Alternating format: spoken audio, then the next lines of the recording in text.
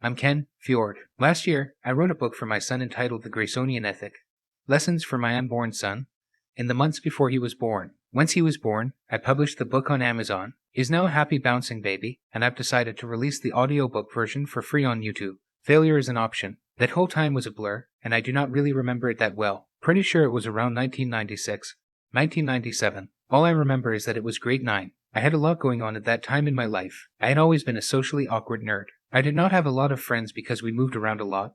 And then my parents split up, and the internet really came up to its own. It was a lot of fun. This was back before things got super commercialized, so you could still do things like start conversations with random people on ICQ. Even when we did not have PPP dial-up, there was a local dial-up text internet that used links. It would be a long time until people really understood the allure of the internet.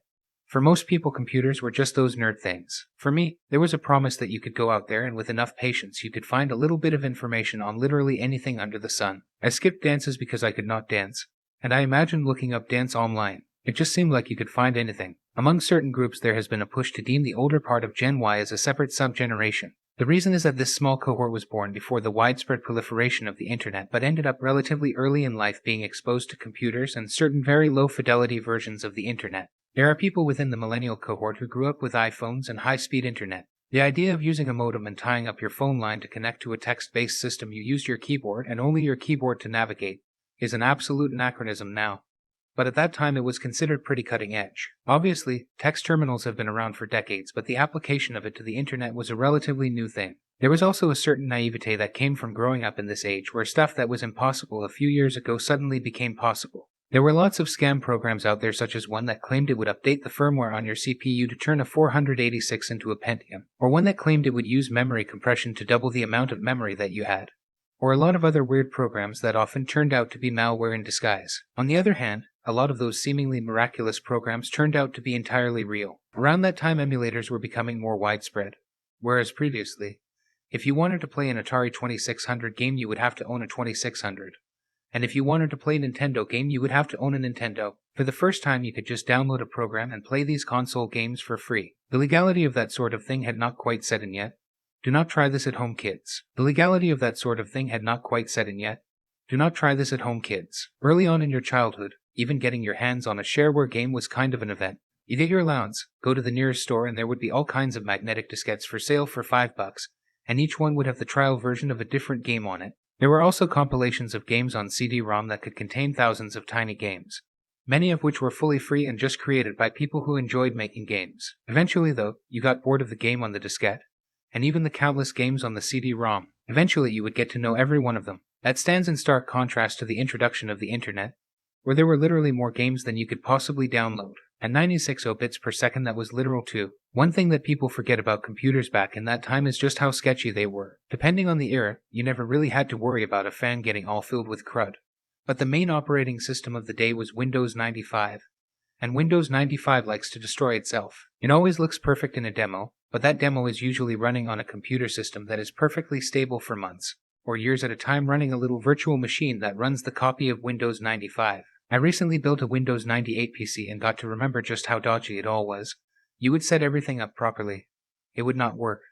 So you would start all over again, reinstall everything, and hope for a stable install this time. Absolutely nothing changed, but every so often you got a good install for a little while. God help you if your computer crashed because your file allocation table would get corrupted and you would lose a bunch of data. Modern journaling file systems are a godsend. The point of mentioning all this is not to go off into the weeds regarding how interesting computing was back then. The point is to show how interested I was in computing. Not only how interested I was, but the fact that it was a very time-consuming hobby. We would constantly be reinstalling Windows or downloading some file, or trying to rebuild your computer for the 11th time with a slightly different configuration that you think might work better. It was a lot of fun. Although the modern internet and modern computers are better in almost every way, the unpredictability and the massive rewards for getting things right made it very addictive. From the time I was very young, people were always telling me how smart I was. I took it to heart a little bit too much and frankly got a little bit of a weird complex about it. When you are young and are growing up and you know that you are basically just like everyone else, but maybe a little bit worse, you grab onto anything you can get.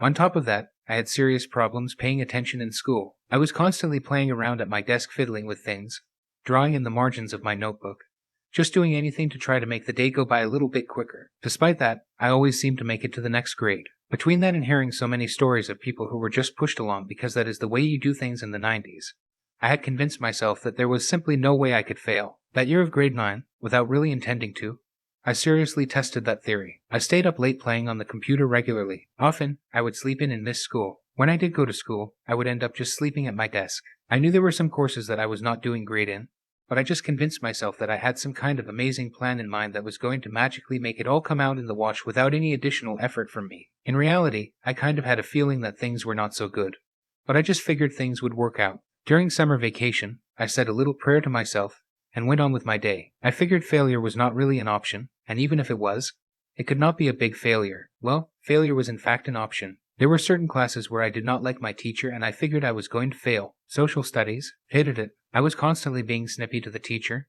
Seriously a little jerk. On the other hand, I was sure I had certain classes in the bag. The one I was certain I was going to do well at was science. No matter how little work I put into it, I figured I was just going to do good at science. I'd probably do okay at math, swing a D, and I always did it. I was good at English, so that was not going to be an issue. I figured that failure was not an option. So, the first day of school came and for whatever reason throughout the entire summer they did not bother sending me my report card. It was not until the first day of school that I finally got my hands on that report card. Until then I thought that failure was not an option. I was wrong. Math, I got like a 27%. Social studies, pretty sure I was in the single digits. English, 30%. Just course after course after course I was getting my behind handed to me. And then I finally made it to science, 48%. My favorite subject, and I managed to fail it. That hit me like a ton of bricks. It is a lesson that I brought with me to this day. Failure is an option, and it sucks. No matter how smart you are, no matter how talented you are, no matter what your fundamental aptitude, if you do not put in the work you will fail. I was staring at the report card imagining myself in class at 30 years old still trying to graduate. When you are at grade 9 that is a scary prospect. That was when I decided it was time for a change. I doubled down and worked really hard. There were periods that other folks got to take a break. I was doing correspondence courses. During my normal classes, I was doubling down on trying to make sure I was catching up. The last thing that I wanted was to end up that vision of failure that I finally had in my head. The story gets pretty boring from here because putting your nose down to the grindstone is not sexy. It is not fun. On the other hand, putting your nose down to the grindstone and working really hard works. Thanks to hard work and a little bit of luck, not only did I manage to graduate on time, I managed to graduate on time on the honor roll, getting straight A's and in some classes getting near the top of my class. The time that I spent having a little vacation was something I ended up paying for the rest of my high school career. Lesson learned. My generation is one that has always been told that all you have to do is basically do what you are told, and success is just going to find you. You were told that you cannot fail, as long as you trust the authorities' plan. There have been a lot of people who ended up inadvertently making massive sacrifices in the future.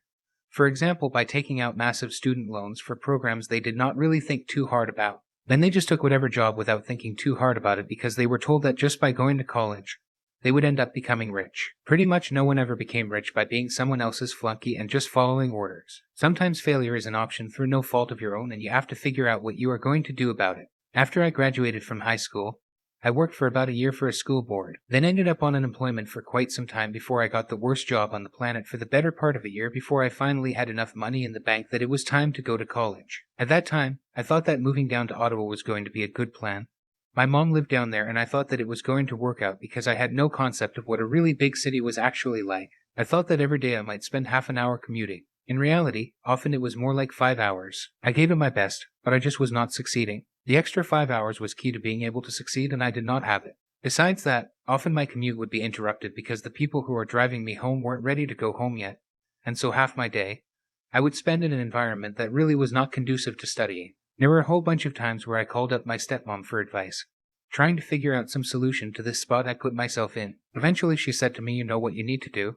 Now it is time to do it." In that moment I realized that I didn't know what I needed to do. There was simply no way I was going to succeed if I continued with what I was doing. I had already flunked out of a lot of important courses, and there was no way to get out of it. I went to the college and dropped out and pulled the remainder of my tuition out. I went back to the worst job on the planet for another 6 months or so, to rejuvenate the savings that I'd burned up, and then I came up with a plan that included a lot more self-reliance. I would be able to basically live my life without needing to worry about other people giving me rides, without having to wait for the person who did the drive to get me there, and definitely without a 5-hour commute. I went out, and it was incredibly hard at times, but I did it. There are a number of generals throughout history who are famous for winning themselves into defeat. I often like to talk about the difference between the strategic and the tactical. Tactics are the moment-to-moment movements that you do to try to make it through the next little bit. Strategy is the big picture and what you do to try to make it to the absolute end goal. A tactical genius can win every battle but lose the war. A strategic genius can lose every battle and win the war. Failure is an option. Sometimes it is an option worth taking.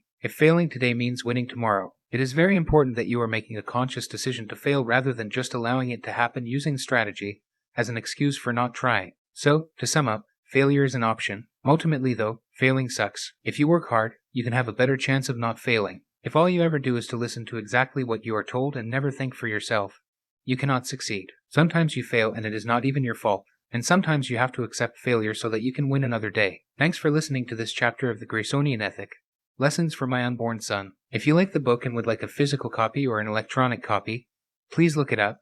It's available on Amazon around the world. Barring that, please like and share with others. I'll be releasing one chapter every week, so if it hasn't been completely released.